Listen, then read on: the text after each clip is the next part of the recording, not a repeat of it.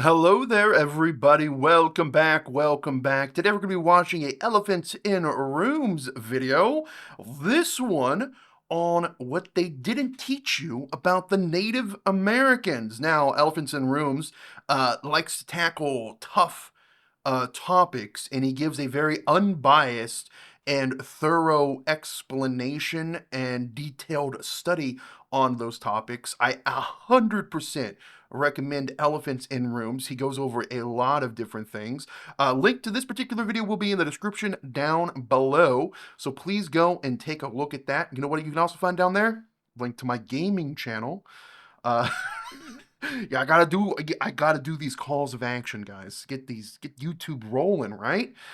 Anyways, remember to like, comment, subscribe. Again, we're gonna go ahead and give this a little watch. What they don't teach you about Native Americans. I'm assuming this is gonna talk and touch upon the unfortunate. Well, I shouldn't say unfortunate. Well, maybe it is a little unfortunate. Listen, what is the history books, they embellish a little bit. There's this unfortunate idea that it's the noble savage, right? The Native Americans that lived in America before the Europeans arrived were all these peace loving hippie types, right? But that couldn't be further from the truth. They were humans just like everyone else. They fought wars, they did horrible things to each other. They allied with the Europeans to fight other tribes. They well, how about we watch the video and I'm sure he'll explain, right? Now, it's going to be a touchy subject, I'm sure, so just a heads up on that. My life, I was for most of my life, I was sold a kinder, gentler version of Native American history.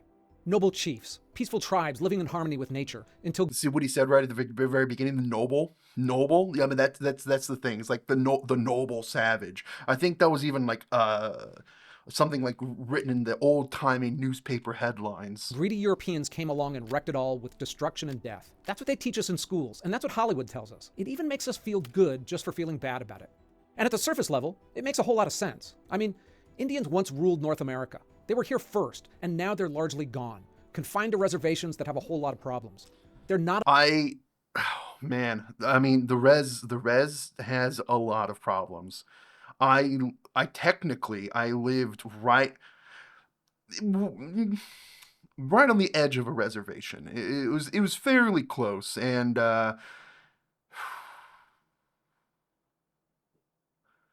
there's a lot of bad stories that came out of it. Not a visible part of the United States, and that essentially defines genocide. But as I dug into the history of North American warfare, that neat good guys versus bad guys story fell apart. The scalping, torture, and Indian village massacres, they were common in North America long before the first white people showed up. It was a violent world. I mean, now, that doesn't yeah. make European I mean, this is one thing. Before we get even deeper into it, this is one thing that people always go on about, like stolen land, and we should, even the radical people are like, "Oh, give the land back to the natives." But then you're like, okay, if we give it back to the natives, okay, let's trace it back. All right, this tribe was the last one that was there. Okay, what about the tribes that were there before them, right? What about the wars that they fought and they took the land from? They took the territory from. Like, how far back are we going to go here? America long before the first white people showed up. It was a violent world. Now, that doesn't make European settlers the good guys. The frontier was a clash of two brutal systems, and the result was a cycle of massacres and reprisals that stretched over hundreds of years. Nobody walked away clean from this one. I'm Ken LaCourte. I research uncomfortable topics and do my best to share what I learned, especially topics like this, where the truth has been whitewashed to the point of painting a false narrative. So let's dig into what I learned. And it's not about making anyone a villain or a victim. It's about understanding reality, even when it's awkward. We'll start with a look at America before Columbus. Then different values and clashing war codes of the two people. I wonder how deep he's going to go into it. Is he going to stick with the North America stuff? Is he going to go stick with or is he going to talk upon like Central and South America? And if you really want to see how powerful and terrifying native warfare became, you have to look at the Comanche. So dominant that one U.S. general said war with them would mean complete ruin. And finally, we'll take a look at the conflict's blood on both sides. Okay, So how violent was North America before Columbus showed up? By our standards, it was insanely brutal. We grew up thinking Indian life was buffalo hunts and corn harvest, maybe the occasional dispute with neighbors. But for many tribes, violence was the rule, not the exception. In fact, violence is how young men prove themselves. If you were a boy on the plains, you didn't become a man by planting crops or building a home. You became a man by joining a raiding party, taking scalps. That was your resume. That's how you earned a wife, gained respect, built your reputation. Violence wasn't a last resort, it was social currency. And this wasn't some once in a blue moon thing. Raids happened constantly, sometimes weekly during raiding season. Their captives, depending on their sex and age, they might get adopted into the tribe, or they might get forced into harsher slavery or tortured to death in public ceremonies that would make your stomach turn. Some victims were burned alive. Others had fingers cut off one by one, or they'd run gauntlets where the entire village lined up to beat them as they passed. I mean, like I said, the unfortunate reality, there is no noble savage. They were humans just like everyone else, and human nature is that of violence, greed, and yeah, I mean, slavery, torture, war. That's humans, man. To us, that looked savage. But to them, it was tradition, a way to test courage, both for the victim and the people watching. Scalping is a good example. Many people blame it on Europeans who definitely used it as a tactic, but it was around for hundreds of years. A scalp wasn't just proof that you killed someone. It was a trophy you could dance with, or display, or use in religious ceremonies. The point wasn't just killing your enemy, it was humiliating them in a way that resonated with your tribe. And warriors didn't just target other warriors for scalping. Scalping a woman or a child, that proved that a warrior had broken through the enemy defenses and reached the heart of the village. In a culture built around bravery, that made you a boss. At Crow Creek in modern South Dakota, nearly 500 villagers were massacred in the early 1300s, with nearly all of the remains showing signs of scalping. The 1300s, so well before the Europeans, an entire village was massacred and scalped. Torture was another constant. It wasn't really about punishment, it was ritual. Captives, especially warriors, were brought back to villages and subjected to public torture ceremonies that could last hours, sometimes days. Women slashed at them with knives, kids threw burning embers at them. And the more stoically a prisoner faced the pain, the more honor he earned. With both Europeans and other Indian tribes, the violence was cyclical. And one raid spurred on another. A death demanded revenge, and entire tribes got locked into blood feuds that lasted for generations. And the scale? Way bigger than most people realize. The Indian wars with other tribes and Europeans weren't just a few decades of clashes. They lasted for centuries and stretched across the entire continent. And there were genocides of entire tribes. The Iroquois fought the Beaver Wars in the 1600s, wiping out or pushing out dozens of tribes from the Great Lakes down to Ohio. The Sioux expanded west by brutalizing other nations. Now, I'm not saying tribes were mindless killers. They had sophisticated societies, complex diplomacy, incredible survival skills. But warfare was... Again, this is human nature. To build up the society, to think, to, philosophize on top of, this other brutal side of human nature. They had sophisticated societies, complex diplomacy, incredible survival skills. But warfare was central to life for many of them, and it carried a brutality that shocks our modern sensibilities. Now, to be clear, the violence was widespread, but it wasn't universal. Some tribes were mostly peaceful at various points in time. But when Spain, France, and Britain arrived, they didn't walk into some tranquil paradise. They walked into a continent of warring nations. Each European power tried playing the game, arming certain tribes, making alliances, using them as buffers. So the wars didn't stop when they arrived, they got bigger. New weapons and alliances, they just poured gasoline on a fire that was already burning, and it would continue there for another 300 years. Look, I'm a good researcher, but I'm not a historian. If I mess up anything substantial, let me know and I'll address it in the description box below. Okay. So the Europeans had radically different value systems as well, including how they fought battles. When they pushed onto the frontier, they carried their old world rules of war with them. Armies wore uniforms, governments declared war, and battles were supposed to be fought between soldiers, not civilians. There were written codes and expectations, even if they weren't always honored. Most nations followed the same basic rules of war, but it all broke down on the frontier. None of that applied in Indian warfare. And to colonialists, native warfare looked like what today we'd call terrorism. There were no declarations, no front lines, no formal campaigns. Raiding parties might ride out with a dozen men. So what, like guerrilla warfare? Well, I mean, why would he specify terrorists? And hit a homestead at dawn and quickly vanish. Oh, right. Okay. Yeah, they'd go and attack Sometimes they'd kill everyone, sometimes they'd take captives back as slaves or to be tortured. That was a shock to settlers. They came from a world where women and children were usually off limits. On the frontier, they were often the very first victims. Of course, to the Indians, European warfare looked baffling. Tribes saw colonialists line up in open fields, defend land and forts, and refuse to fight during the winter. They'd make treaties and break them, then they'd be shocked when their forts were burned down. Surrender? In most tribal cultures, it didn't mean mercy. It meant that you were theirs to be ransomed, enslaved, or killed. The whole concept of a white flag was foreign. Even the concept of land ownership was foreign. Europeans saw land as property. You could own it, fence it, farm it, pass it down to your kids. But tribes saw land kind of the way that we look at the deep ocean. Nobody owns it. You travel across it, hunt in it, move through it. You don't fence off a wave and call it yours. So when settlers started carving up fields and saying, "This is mine forever," Indians saw it as absurd. They also had what Europeans would call magical beliefs in their daily lives and their approach to battle. Warriors painted themselves with sacred symbols, wore charms, and believed spirits made them bulletproof. Sometimes that gave them extraordinary confidence. Other times, it cost them. They could interpret small signals as a sign to press ahead when they shouldn't, or even retreat from a winning position. Nevertheless, the European method of warfare was essentially useless. You can't march in formation against fighters who don't stand still. And when militias caught up to a war party, the Indians usually didn't fight. They scattered, regrouped later, and hit another soft target. Settlers eventually realized that if they couldn't adapt to that kind of warfare, they just wouldn't survive. So they adapted. They formed ranging companies, small, fast units built for frontier warfare. These weren't polished soldiers in uniforms. They were trackers, scouts. This was like little private militias. This is where a lot of the conflict actually happened. These little like roaming bands of I mean, I guess soldiers. I don't know what you would call them. People, antagonists. I don't know. Gunmen who could move quickly and fight differently. Eventually, the biggest of these companies became known as the Texas Rangers, a reinvented fighting force. The shift was brutal, and now both sides were targeting civilians. Rangers learned to track like Indians, strike fast, no mercy. They burned crops to starve enemies into submission, and they took scalps as trophies. The very tactics that horrified them at first became their standard operating procedure. Like I said, man, human nature. I mean, they adapted and started doing the exact same thing, right? Retaliation raids burned villages, destroyed their food storages, and killed anyone they found. By the mid-1800s, settlers were fighting without the rules they'd brought with them. That collision of one side's formal rules versus the other side's more civilian-centered violence, it created more cycles of atrocity and reprisal. Again, every massacre justified another, and nobody even had a common framework for peace. Yet until the Europeans kept coming in greater and greater numbers, the Native Americans held their own, despite being vastly overwhelmed by technology and resources. And to really understand how effective they were, it makes sense to look at one tribe. Because by the late 1700s, the most feared military power west of the Mississippi wasn't England, France, or Spain. It was the Comanche.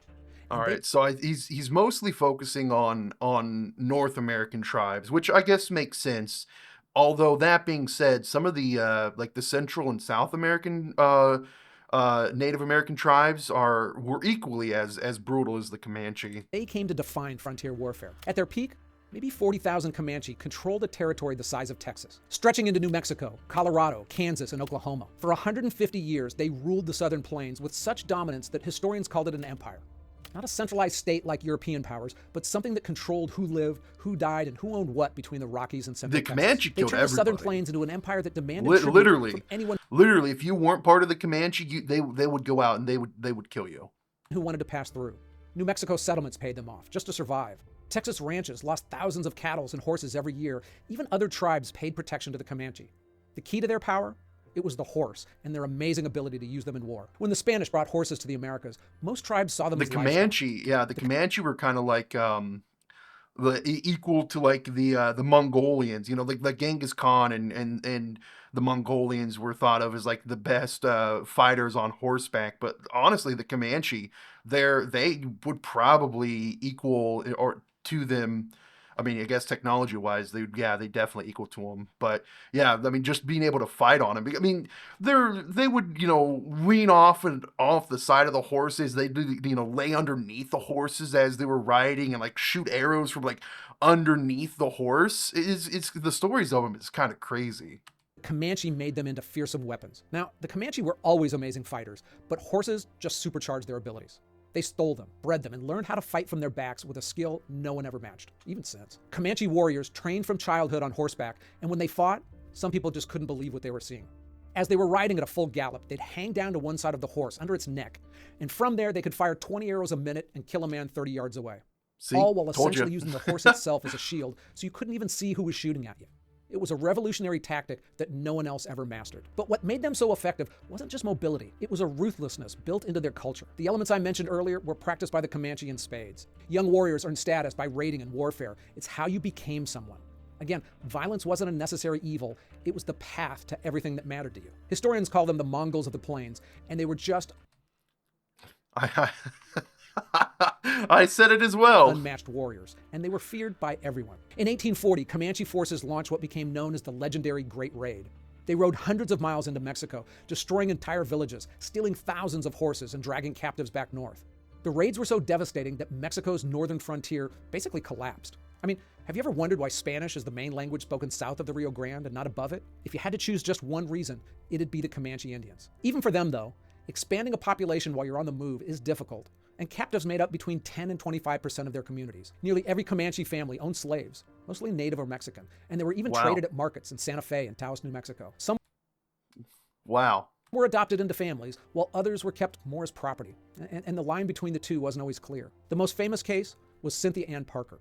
She was 9 years old when Comanches stormed into her family's fort in Texas, killing others but dragging her away alive. Like other captives who were young enough to assimilate into the tribe, she was given a whole new life, a new name, and eventually married a chief. It wasn't until 24 years later that the Rangers finally found her and freed her. But those events, they rattled Texans at the time because it wasn't some sort of joyous reunion. She didn't recognize her white relatives, and she didn't speak their language anymore, and she certainly didn't want to be there. She screamed, resisted, tried to run. What to the Rangers was a rescue, to her was a kidnapping. By then, her identity, her family, her loyalties, everything was with the Comanche. Texans saw her story as proof of Comanche cruelty, but they saw it as normal adoption into the tribe. She had raised 3 children, one of them Quanah Parker, who would go on to be the last and perhaps greatest chief of the Comanche Nation. The U.S. Army struggled for decades against the Comanche.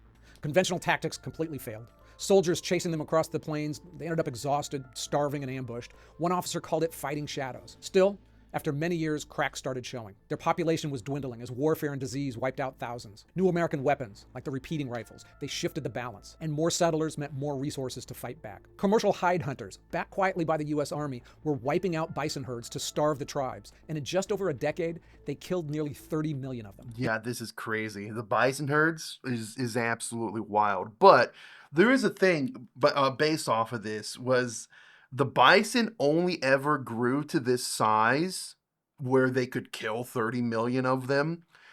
They only ever grew to that size because of population control that got cut off when the Europeans did, start fighting a lot of the natives in the Central Plains. The Native American population dwindled, thus they couldn't kill as many buffalo. Thus the buffalo just like exploded in population and actually created the plains even bigger because of the giant population of buffalo. They'd ravish the foliage, right? They'd go and eat up all the vegetation.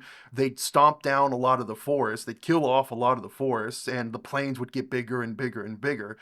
So over the course of centuries, really, the buffalo population ballooned to these huge, gigantic numbers, and the plains got even bigger because of it. In 1870, Comanche leader Quanah Parker launched a last-ditch assault on the trading post at Adobe Walls. It failed. U.S. Colonel Ronald McKenzie countered with a brutal campaign and burned the Comanche winter stores. He destroyed villages and slaughtered over 1,000 of their horses. That winter, starving and outgunned, the last Comanche band surrendered. Still, for over a century, the Comanche stood as the undisputed lords of the plains, and everyone feared them, for good reason. Look, I summed up an empire in 5 minutes, but if you're interested in learning more, I highly recommended the book that inspired this video. Comanches, The History of a People. I read it years ago, and both the Comanche and the book stuck with me. In fact, it's the only book in my life that literally gave me nightmares. And once you see the frontier through its lens, the old... What it gave you nightmares, Comanches? What the heck? I gotta look this up. I might order it. I need a new book. I've read through the ones that I have currently, so I'm always up for a new one. What is this? Come on. Comanches.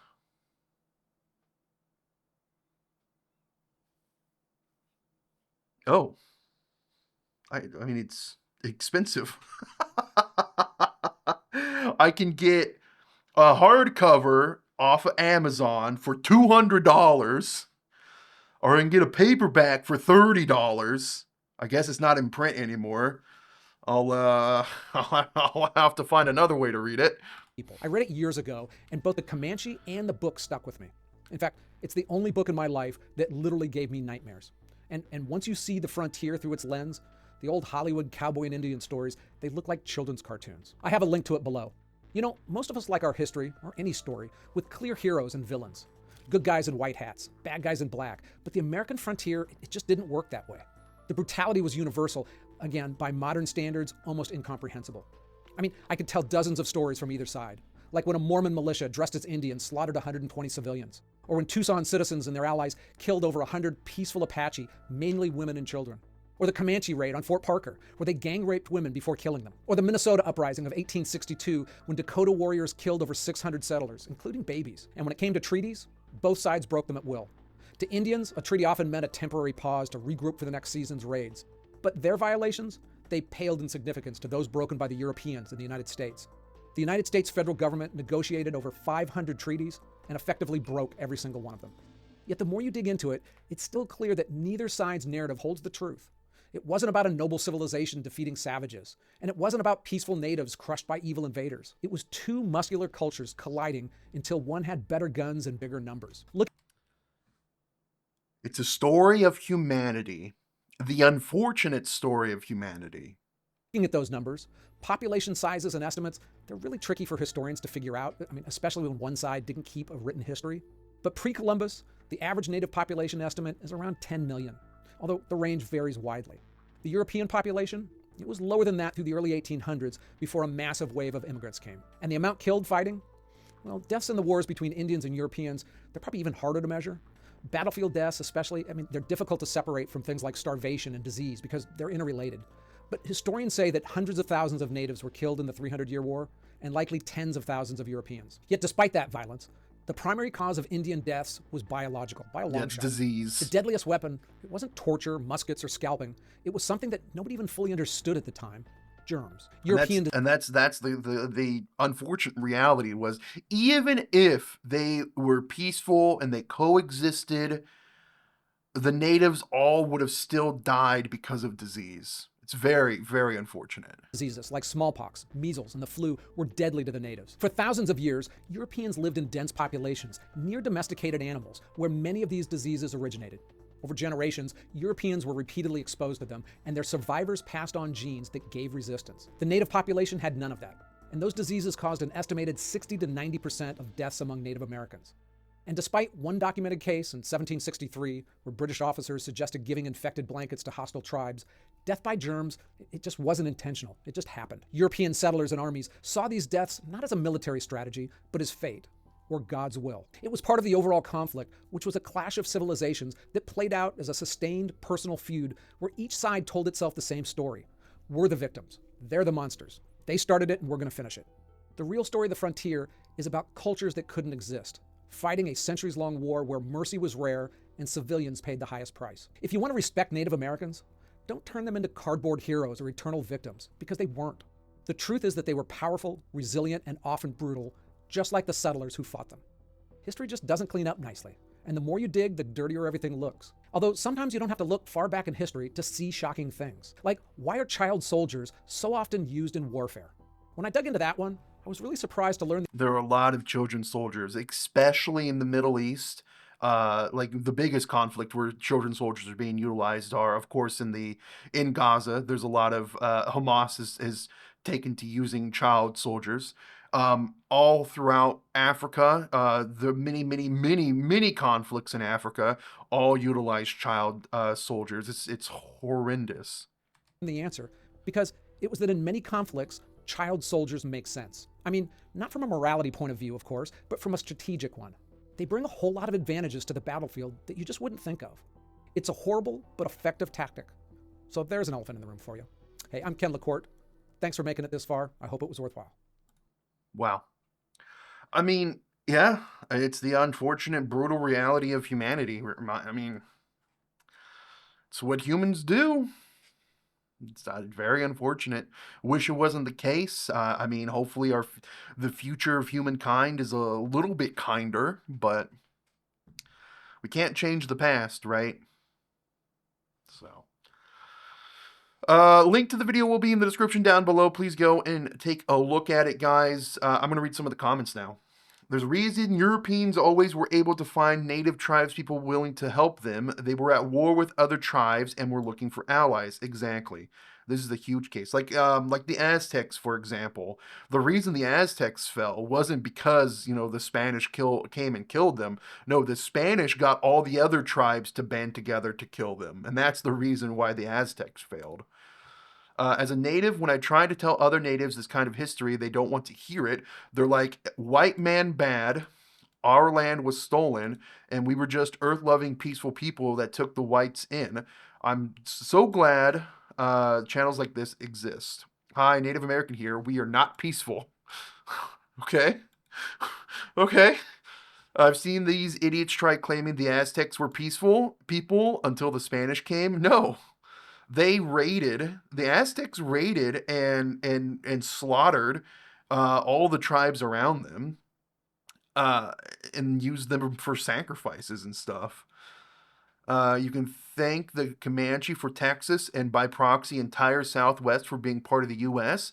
Mexico was so tired of having their people being butchered by the Comanche, they invited American frontier people on to help settle the area. Yeah, they invited the Americans to come, and they also uh, gave gave out like bounties if like you were to kill a native. They would give you money for it. The Mexican government. My great great great grandfather was a toddler when his whole family was butchered at the homestead. Oh my God. He only survived because his mother hid him in a barrel and he didn't cry. He went on to become one of the first Texas Rangers. Interesting. So, in other words, both sides behaved like human beings. Wow. That's what I was saying the whole time. Yeah, it seems a dishonor to portray them as helpless victims. I doubt they'd want to appear weak in history. Yeah, this portraying like especially like the Comanche, right, as like helpless victims probably is a huge dishonor. Probably you're basically that's basically like spitting on their graves, right? Because I mean they were warrior people. I always found it extremely disrespectful to paint the natives as peaceful nomads. They were warriors. I didn't read this before. They fought for their land and they lost. They deserve respect of being remembered as warriors. Every male child had to become a warrior, give you a clue. I think the biggest misconception of modern day understanding of Native Americans is generalizing all natives under the term Native American. For example, the Apache and Comanche were absolutely ruthless and genocidal to settlers and other tribes. However, other tribes like the Wampanoag allied and traded with pilgrims. Both fall under the umbrella of Native American, but the Comanche and Wampanoag are wildly different in terms of culture, practice, and response. And yeah, that is the thing. Like, that is something to be had as well. I mean, they were all different people. They all had different, areas under quote unquote control, right? The Comanche and Apache were so brutal that most of their other tribes wanted the U.S. to establish control. They wanted protection and had zero affinity towards them. Ever wonder why in movies there were always Native Americans working with the cavalry? That was it. One thing I was telling, oh, one thing I always tell people is that history rarely is ever good versus evil. This is an example of that.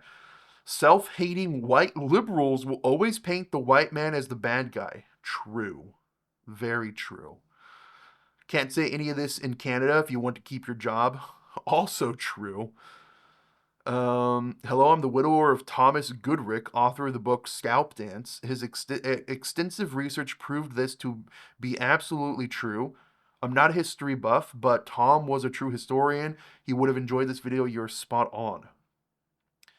In high school, I wrote a paper on the truth about Native American Indians and got kicked out for spreading lies on the school implied curriculum. I was literally exiled for not following the textbooks in the libraries. Crazy. It's indoctrination. The noble savage trope in movies didn't really start until the 70s. Before then, Indians were seen as savages in film. Hmm. I mean, I don't watch very many westerns, especially old westerns, so I really couldn't tell you. Native Americans have been killing each other in extreme barbaric ways over land long before they ever saw a white face. Thanks for being our teacher. Don't understand who would be dumb enough to believe they were peaceful. History is history. You can't sweep it under the rug. Politicians have no business in history. Reading about the Comanche was nuts. Nightmare fuel for anyone living hundreds of miles around them.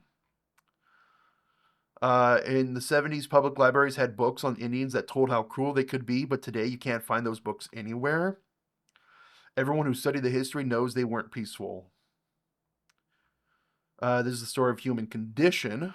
That's the way it's always been. We're all noble savages.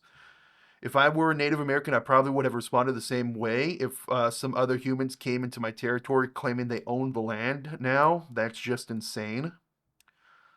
I mean, sure, yeah, why not? But again, expansionism is also in human nature, so can't change the past.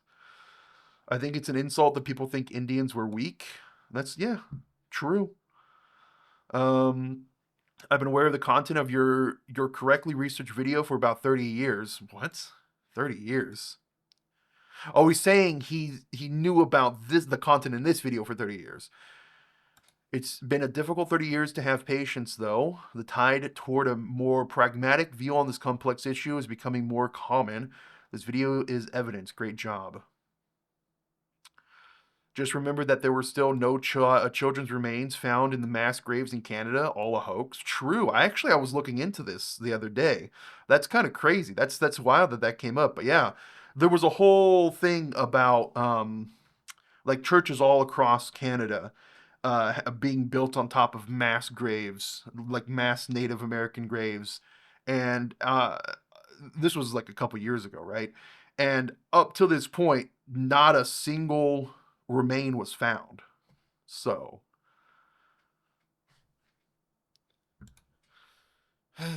never understood how the whitewashing of savage Americans became widespread. You could do a video on how the tribes that are not subsidized by the federal government are far more prosperous than those that are. True. Like I said before, man, some of the people on the res, especially the ones that the res I live by was subsidized by the government and everyone was given money. But man, it's brutal. Like the alcohol is all the alcohol consumption. Everyone was basically an alcoholic. It's unfortunate, but this is true. Everyone was basically an alcoholic, and the amount of like sexual abuse that was happening to like women and young like yeah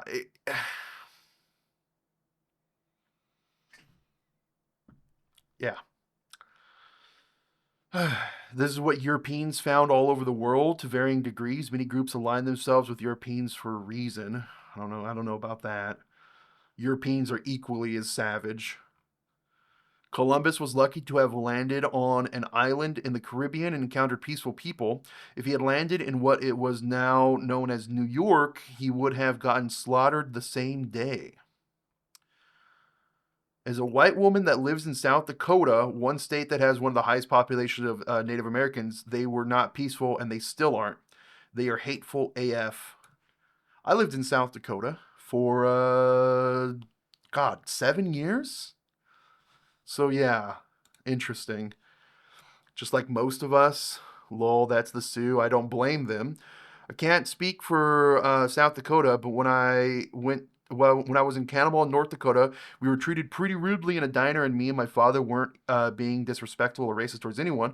And he was a veteran from the Army, did 16 years in the infantry, and they refused service because we were Native. That's crazy.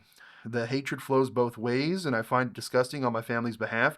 I see in my father, I don't like being per- per- perpetuated. Perpetuated? Is that the word there? So I do not perpetuate it myself.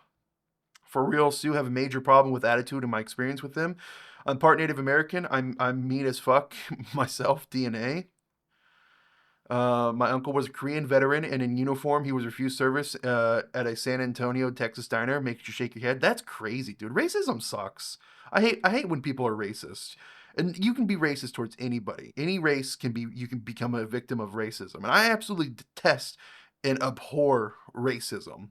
We need to get rid of racism, man. Hmm. They get all that tribal money when they turn 18, yet you still see them on drugs, homeless on the street. Can't feel sorry for someone who had to free pass when I can't even afford rent. Meanwhile, they blame me and my ancestry for making them smoke meth. Shake my head. Okay. All right. Anyways, being underdeveloped and not having good weapons doesn't make you a good person or peaceful. In the America before Columbus section, you show a lot of pictures of horses and even reference raiding parties stealing horses. But horses didn't exist in the Americas before the Europeans arrived. True. I think mostly like this. It was the horses were mostly introduced by the Spanish. My foolishness. I just edited that part out. Oh, okay. So it's a part we missed. I mean, he did say if he got something wrong for them to shout it out. So okay. I love how Kin doesn't censor himself to satisfy the algorithm. I respect that he takes the hit and refuses to say pewed or unalived or graped, etc. I know that he hurts channel's growth, but history is brutal and viewers should know that. Viewers should know that. Keep up the great work. I'll comment again when you hit 5 million. What is he at now? He's at 400,000. Interesting. All right, guys. Link to the video is going to be in the description down below. Please go and take a look at it. That being said, I'm going to go. Take care. Goodbye.